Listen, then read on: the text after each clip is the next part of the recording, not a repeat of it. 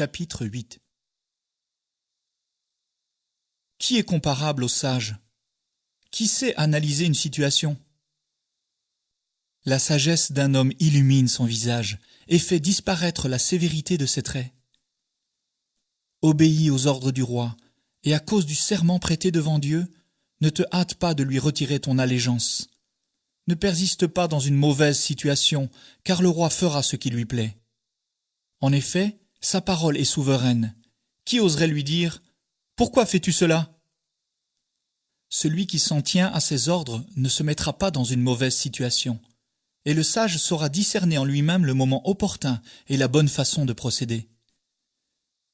Pour toute chose, en effet, il y a un temps opportun et une juste manière de procéder. Mais il y a un grand malheur pour l'homme, c'est que personne ne sait ce qui arrivera, et personne ne peut dire comment les choses se passeront. Personne n'est maître de son souffle de vie, personne ne peut le retenir, personne n'a de pouvoir sur le jour de sa mort. Il n'y a pas de trêve dans la lutte pour survivre, et ce n'est pas la méchanceté qui sauvera celui qui s'y livre. Tout cela, je l'ai vu, et j'ai beaucoup réfléchi à tout ce qui se fait sous le soleil. Il arrive qu'un homme domine sur les autres pour leur faire du mal.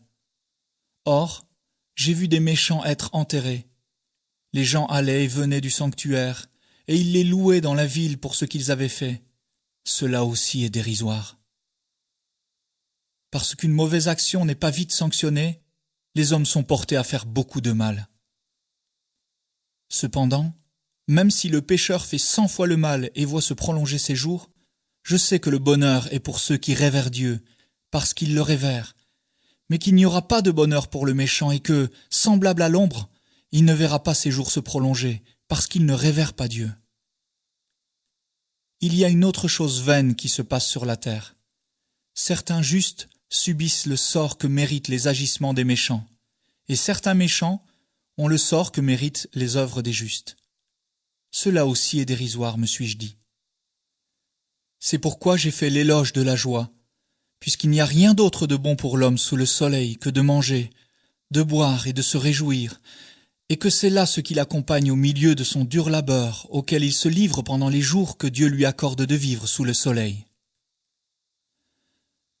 Après m'être ainsi appliqué de tout mon cœur à connaître la sagesse, et avoir considéré les occupations auxquelles l'homme se livre ici-bas en se refusant le sommeil nuit et jour, j'ai considéré l'œuvre de Dieu. Or, l'homme ne peut comprendre ce qui se fait sous le soleil. Il a beau se donner de la peine pour chercher, il ne trouvera pas. Et même si le sage prétend savoir, en réalité, il ne peut pas comprendre.